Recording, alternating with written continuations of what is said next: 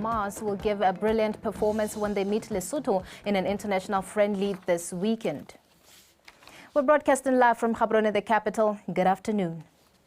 Now, President Dr. Mokgweetsi Masisi officially opened the 4th edition of the Lobu Small Stock Farm Auction Sale. Over 400 high pedigree livestock comprising of sheep, goats and cattle will be up for sale. The farm manager at Lobu says all animals lined up for the auction have passed fertility test levels, all scoring above 50%. Tests on mobility of the animal's sperm were carried out to ascertain breeding capability. Oze mobile mbona sepeli dia bilwe dia bewa na ko dia be game parliament St. Brooks sepeli dia bilwe game parliament minister na kama murai ya no kio na le ko juro ta ta ko ne o ti po gwa ya na ha iso abe po ke o ya ba isos Ozen dia bayana ka hore mo ba na ba itika bale mo ke le patala imo tuo ka to bi ba ka ro raise ka hore na ma ke lo ami ala to bisi ke o bi le ka mo ke bu mi sa ma ja tene mo ba ke do la to ko mi ba ta ri na ka ho ro la ma ta le ka boloni ka boli ni ka pa ire ma di the same are really good way. The trouble like I'm going to get.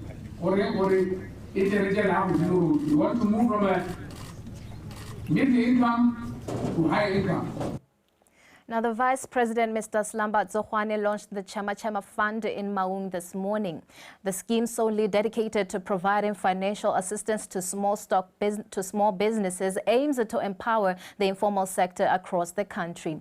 The program has been allocated 500 million pula to boost the informal sector. It will be administered by the Ministry of Entrepreneurship and implemented by the Citizen Entrepreneurial Development Agency, CEDA. Since the announcement of the establishment of this fund during the February 2024 budget speech, many within the informal SMME community and the nation at large have waited with keen anticipation and patience for the launching of the fund's guidelines, ushering the opportunity to access by many among us the much-needed financial assistance to be able to improve one's living conditions. The informal SME sector has been found to be vulnerable. It has also been financially excluded by the mainstream sources from the current development, commercial businesses, and startup funding products and services offerings. So it has been a sector that has been excluded from financial aid. That's why a deliberate decision we have taken as government to try to ensure that we extend our financial assistance to this informal sector. This exclusion has stifled creativity, survival, growth, and sustainability. Now, the Heads of Missions Conference is ongoing. Now, Untatile Boti is on standby to give us some more information. Untatile Boti, over to you. Yeah.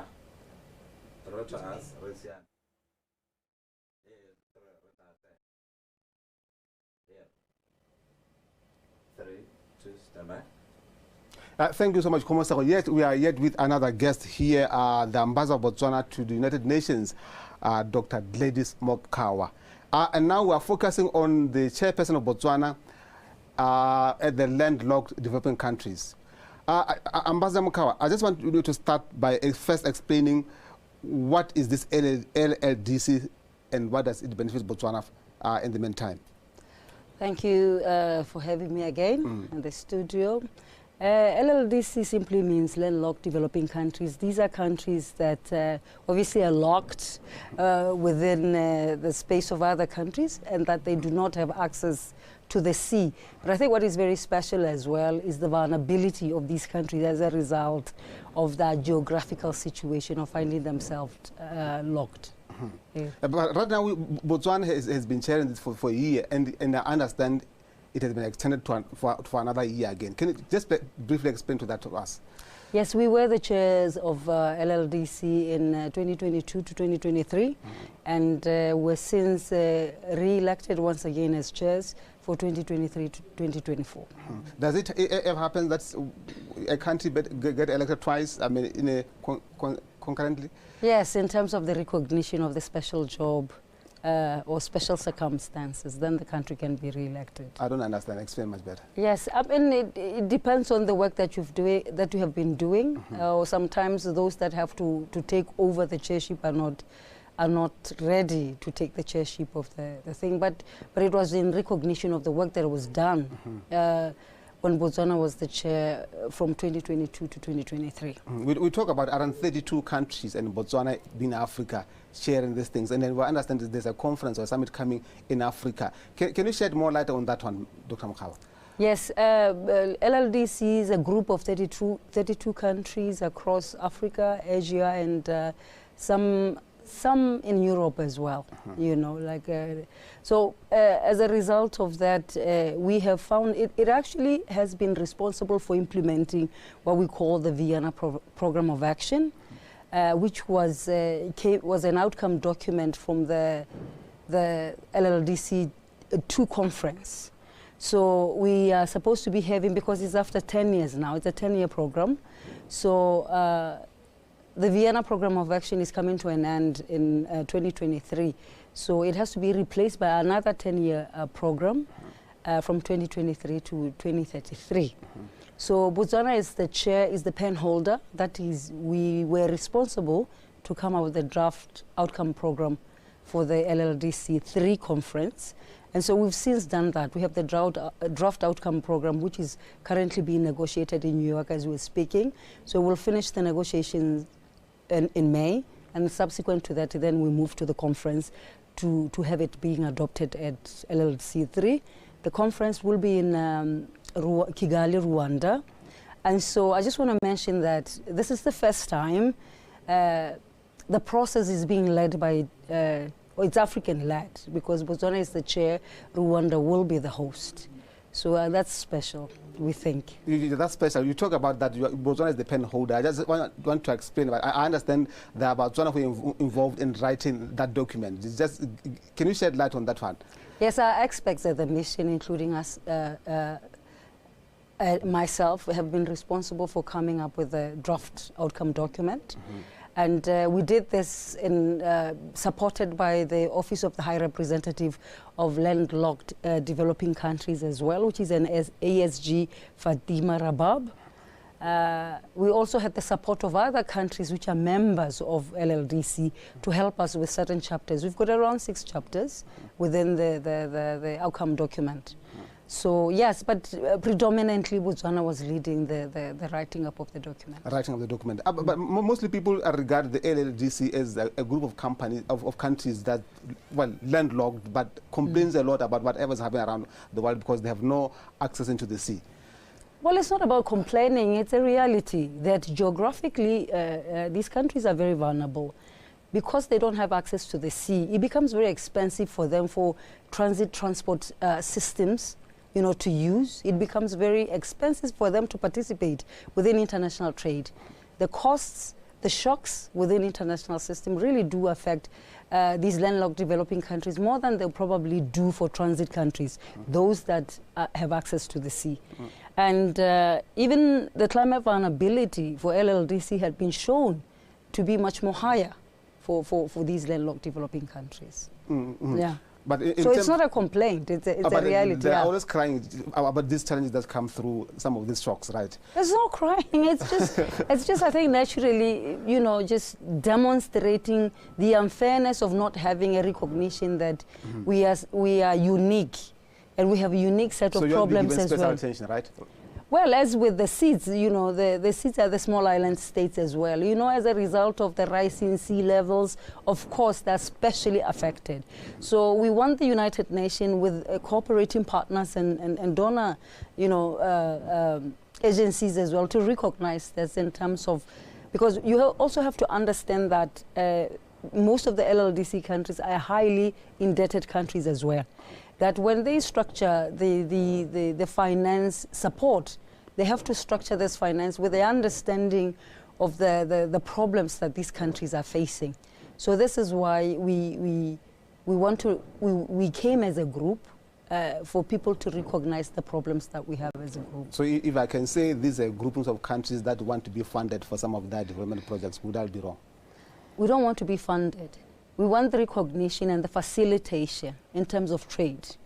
We want that, you know, transit countries, the countries that we pass through, that there shouldn't be any additional costs for us to be accessing the sea, because the sea is a what can I? Nobody can claim the sea. It's a natural phenomenon, you know. So is it a phenomenon or a space? Whatever it is, it's not for a specific country. Other countries find themselves lucky, of course, closer to that. But we also feel like we have every right to have access to the sea. Yeah. Let's talk about the benefits of being a member of this 32-strong group of countries. Where are the benefits, Dr. Mkawa? Well, the benefits, obviously, as you can see through the group, is that we negotiate as a bloc. But do they listen to because yes, they do, and I must give credence to the Secretariat, the UN Secretariat, and some of the cooperating partners. There have been a lot of support, you know, especially as we embarked on this process. The support has been, like even for this particular conference, UN will be supporting, certain people will be traveling there. We are LLDC members. And I'm going to be talking over the radio a couple of days, days after the conference, to just invite Botswana, private sectors, youth, civil society, members of parliament, because these are the 4 forums that we'll be having in Kigali. We'll also have 2 side events that Botswana would have organized. One on focusing more on disaster risk reduction, especially on El Nino and its implication for countries in those LLDC countries, but generally for most of the countries in Southern Africa that are affected by El Nino. And the other side event will be more on structural transformation of our economy.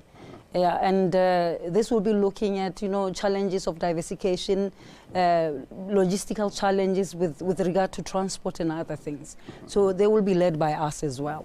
Led by us as well. With the president, of course, as being the global chair of LLDC. But how do they view or regard President Masisi outside there as the chairperson of this grouping? Well, I don't know whether you'll believe this, because it will be like it's self-praise for us. No, I'm just asking you because you do this thing on the daily Yes, basis. I mean, I've interacted with a couple of individuals in the UN, and they told us that we have been doing a stellar job in terms of raising and flagging the issues of LLDC, to a point that the majority of them now understand the concerns, understand the vulnerability. For a country like Botswana, obviously, I think it has got multiple challenges right now. You can talk about trophy hunting, you talk about the diamond, G7, all those statements coming from the rich, powerful countries. Where is the voice of the LLDC in this area? Well, unfortunately, we've got priority areas in LLDC, you know, and are magnanimous, you know. We've added climate change now as part of our priority area. We've got structural transformation of the economy. We've got transport connectivity as well. We've got trade facilitation and regional integration as some of those particular priorities that we're going to be looking at. So we don't usually bring in the element of, because the G7 proposal is very new, so we started this last year. I think the proposal came around, if I'm not mistaken, around October, November. We started having the discussion around the G7 proposal. Well, I went to the Kimberley process in Zimbabwe in November. So, of course, we were already talking about the proposal for the G7. Yes, they will have implication in terms of the trade and the sale of diamonds, of course. And but the vulnerability, because in any way, the vulnerability of us would not be as, it doesn't connect that much with the LLDC. Yeah. So that's why we discuss Kimberley process and G7 separate from the discussions that we'll be having. Separate from the discussions that we'll be having. Yeah. So, but you still view the LLDC as very important to Botswana, very crucial. Very, very crucial. I'm so excited because I'm so proud of Banaba Botswana, you know, for having what they have done. I mean, the document is reading very well. And because, as I say, Europe has had, you know, a 10-year program, but this time around is Africa. But it's on the same strength and rigor as the Vienna program of action. So when our term, I'll say in office, of our chairmanship ends, so what are we going to be doing as Botswana? When the tenure finishes, yes, we will obviously support the new chair in ensuring post-Kigali process, because once the document is adopted, we now need to implement.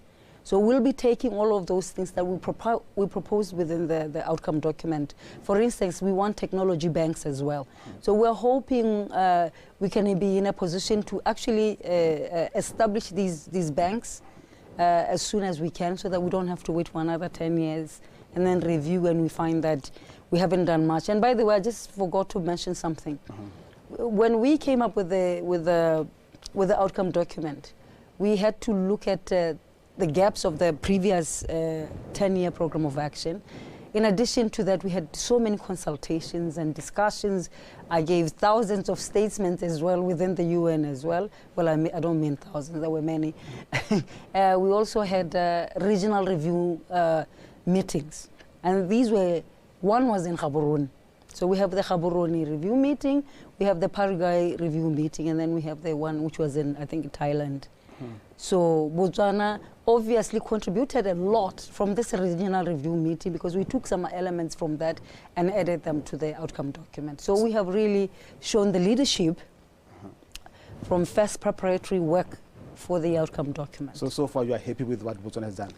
Very, very happy, and I just wish I could share that with you, but we're still negotiating, because some people will add some. Still share, Dr. Mokhawa. Well, we will share with you, because it will be fantastic for each and every one of you to see what your envoys are doing outside. Yeah. All right. Thank you, Dr. Mokhawa. In the interest of time, we'll just end our interview here. I think hope to meet you next time to talk about other pertinent issues that involve Botswana with the outside world. Anytime. Thank you. Thank you so much. That was Ambassador Dr. Mokhawa sharing with us the Botswana's role as the chairmanship for the landlocked developing countries, where she is in New York. Thank you, Ontatile Boti. What a privilege to be able to interview some of. Following the scenes of carnage due to road traffic accidents that claimed numerous lives over these past holidays, government held a national memorial service in remembrance of lives lost. One of those accidents left families mourning in its wake, affecting even some members of the PDF who amongst those mourning their loved ones. Dr. Mokgweetsi Masisi made an immediate announcement of the formation of an emergency fund, dubbed Mutamedi Emergency Fund, which he said will be mandated to respond to such incidents even in the future. Bagaitso, this is not a loss only to the bereaved families, but to the nation at large, considering that we are a small nation, deeply interconnected. And it struck me when I was at BDF, officiating at a ceremony, only yesterday, when I was informed that 47 members of the Army were directly affected by this tragic accident, right here in Gaborone. I wish to inform you that the government has set up a fund called Mutamedi Disaster Emergency Fund to assist the bereaved families in future, and details regarding this initiative will be provided in the shortest possible time. The fund will assist in future mass casualty incidents. ST Engena's representative from South Africa delivered the message of comfort to the mourners on behalf of the church founder and leader, Bishop Engenas Lekhanyani. During moments of grief and sorrow, we come together as a united front, supporting one another through shared faith and unwavering belief in the power of love and compassion. Losing those whom we love, it's inherently a sorrowful and heartbreaking experience. However, to us Christians, death is not the end. It symbolizes the beginning of a journey that will lead to God, our Creator. South Africa has proven to be more than just a neighbor, President Masisi expressing gratitude for the relentless support they have given the nation during their time of grief. BTV News, Gaborone. Now, on the same note, working together as one during difficult times is said to be very important, as it is a sign of compassion and love for one another. This was said by different speakers at Letlhakane Main Khotla during the National Memorial Service for those who lost their loved ones in road accidents during the Easter holidays. Sebastian Tebogo with more. The sadness and sorrow that had engulfed the residents of Boteti were hard to miss, as it was evidently visible on their faces. The residents who converged at Letlhakane Main Khotla came out in large numbers to pay homage to Botswana who lost their lives due to road accidents over the Easter holidays.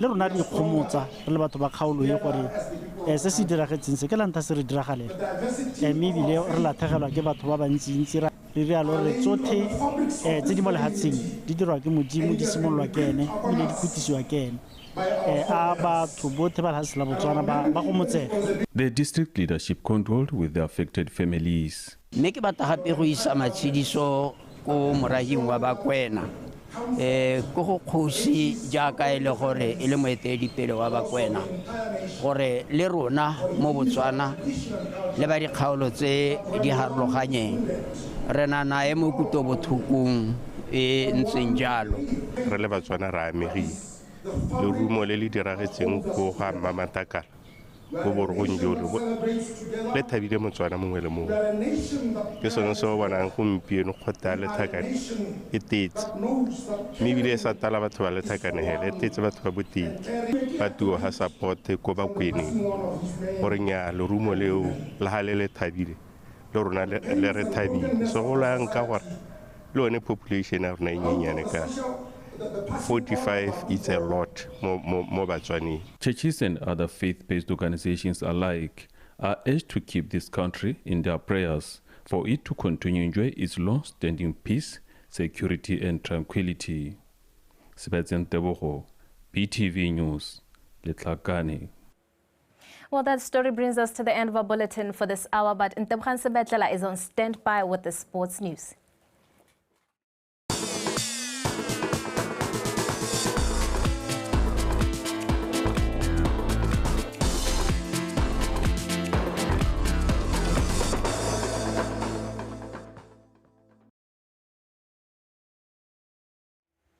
Thank you very much, Komotsaho Tukile. Now in context, the sports news follows with me, Ntebogang Sebetlela. The senior women's national team head coach, Alex Basimane Botle Malete, says he is convinced that his charges will give a brilliant performance when they meet Lesotho in an international friendly slated for the Royal Area Stadium this weekend, despite minor injuries to some of his players. Malete said this during an interview with BTV Sport at Likiri Football Center. Abam Pitt with the report.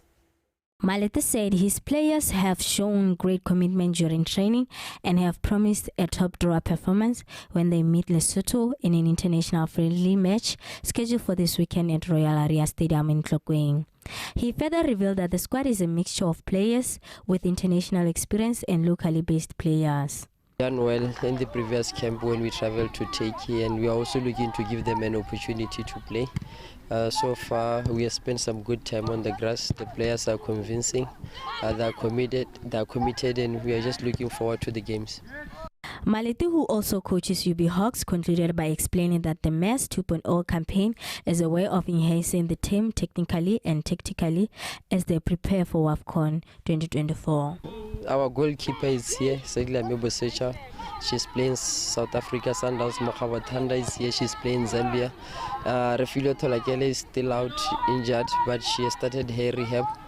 And we wish her a speedy recovery. SLN Nakali Kutli and Mason Fandiso in the USA still held up with school.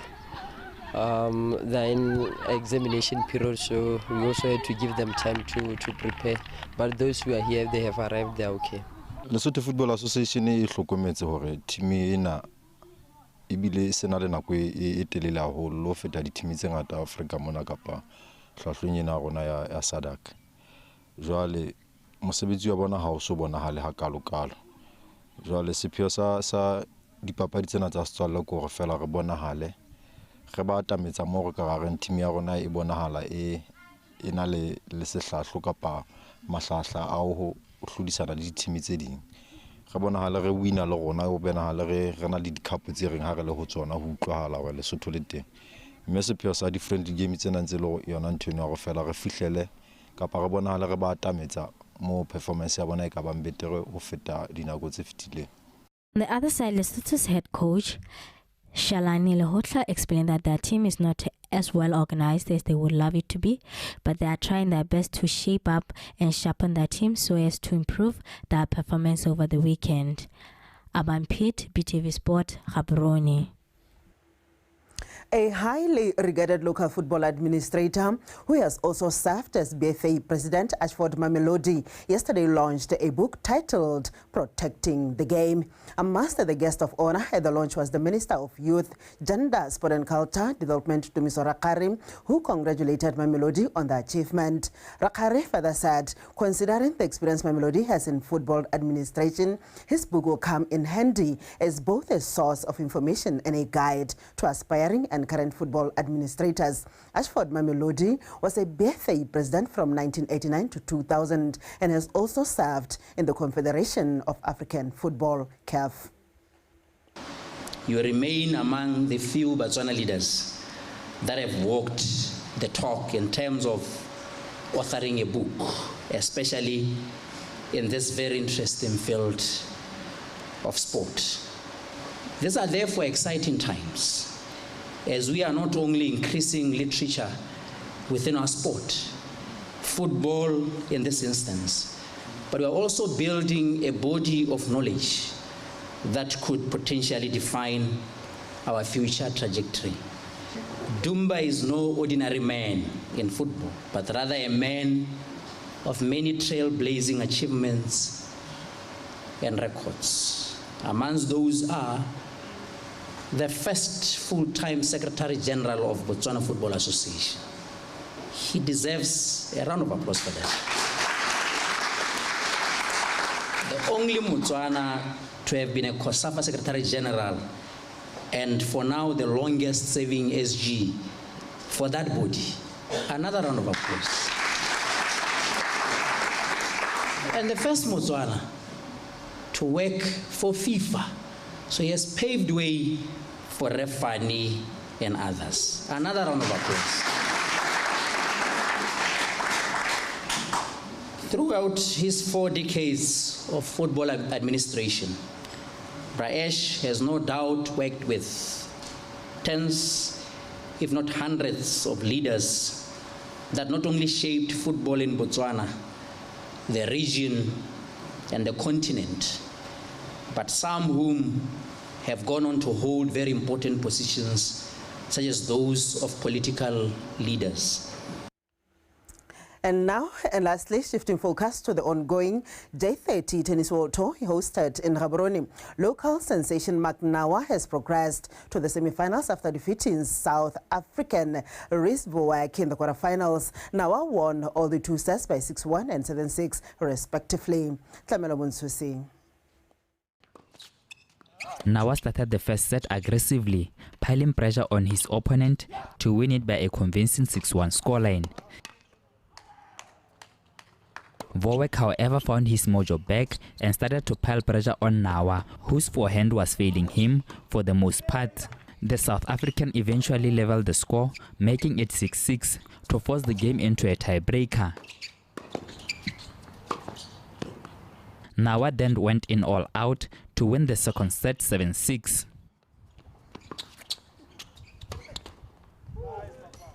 In the first set, I was able to attack easily. I was able to keep the rallies going. I was serving really well. Then I managed to take it 6-1. Then second set, I had a good first game as well. I was playing the same way as first, and then from the second game onwards, I started to feel a bit more tight. I was playing a bit more nervous. I wasn't able to make forehands, and the set went really tight. It kept going 2-1, 2-2, 3-2, 3-3. I even went, but then I started to play well at 3-all. I went 5-3 up. Then I started to feel nervous again, and he came back to 5-all. Then I played a really good game to go 6-5 up. Then he won the next game 6-all, and then the tiebreak. I wasn't playing the best, but I managed to keep my mental strong, and I was just making sure I do the smart things and not try and force things that won't happen. Like my forehand, it was refusing in the second set, so I thought it was best if I just try and put it in instead of trying to go big on it. So I just started to make balls in the tiebreak, and I managed to come out on top. I started very slow in the first set. I think I was nervous, but in the second set I brought it back very well, coming from 5-3 down to losing 7-6. In the ladies' quarterfinals, Chelsea Chakanyuka, who went into the game with a shoulder injury, lost to love against South African Selena Joseph, who won both sets 6-1 and 6-3. I didn't play bad today. I think I played fairly well. She was just a bit more consistent and in the point more than I was. She didn't make as many errors as I did, although my errors were mostly forced because she was a bit smart on the court. And if you're positive, it will be much higher chance that you play well. So then I just tried to play percentage and just play my game like I always do. I feel like I played well. The first few games was a bit tricky. It was do that sometimes. And I feel like I pulled through. I just played solid and kept my head in it. In another quarter-final game played today, Esimo Lefe failed to progress to the semi-finals after suffering a narrow defeat to Joshua Austin of Great Britain, losing the game by 6-2, 4-6 and 7-5. Tlamelo Muntusi, BTV Sport, Gaborone.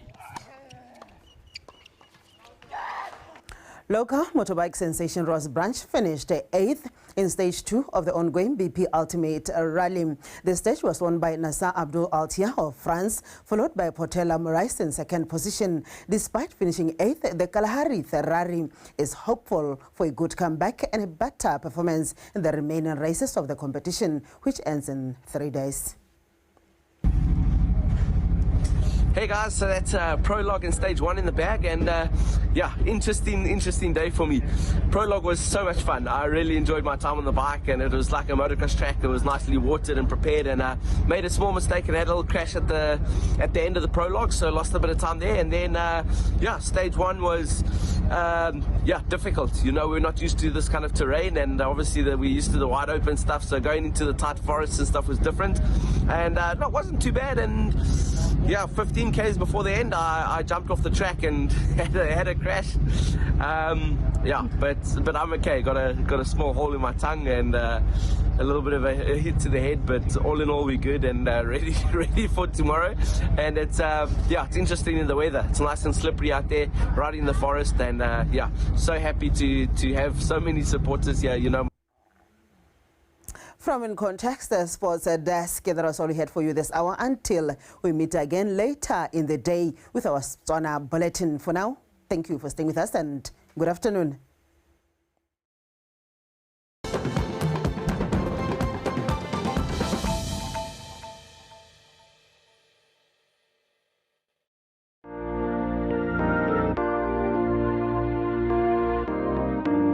Mohau wa morena Jesu o be le rona kaofela mogau wa gago Jehova o be le setšhaba sa go kaofela le lerato la modimo le matshediso a moya.